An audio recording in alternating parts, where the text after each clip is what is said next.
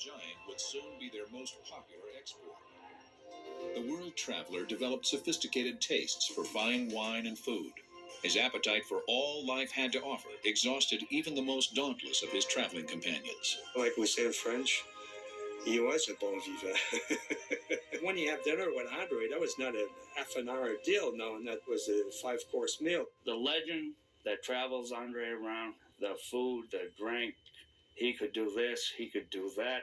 He ate 16 steaks, 12 lobsters, drank a case of beer, and 10 bottles of wine, and finished it off with a bottle of Jack Daniels. Well, I'm here to tell you, it's all true. Yet that sort of indulgence was not common for Andre. He'd do it more for fun. He had a normal appetite. It was a decent appetite, believe me, a lot more than I could eat. But for his size, it was normal. It was normal as could be. Less normal was his capacity for drink. Andre's drinking is the stuff of legend.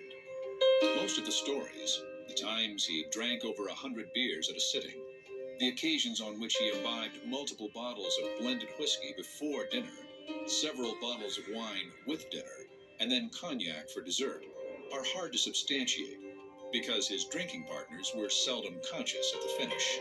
It's amazing the amount of capacity that Andre had for beverages.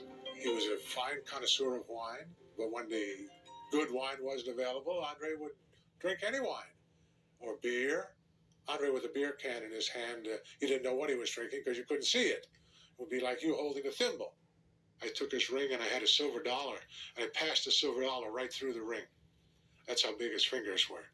Even when he was drinking, Andre was the designated driver. When we were partying, it was better not to compete with him or try to keep up with him because his friends would end up sick, whereas he would always end up fine.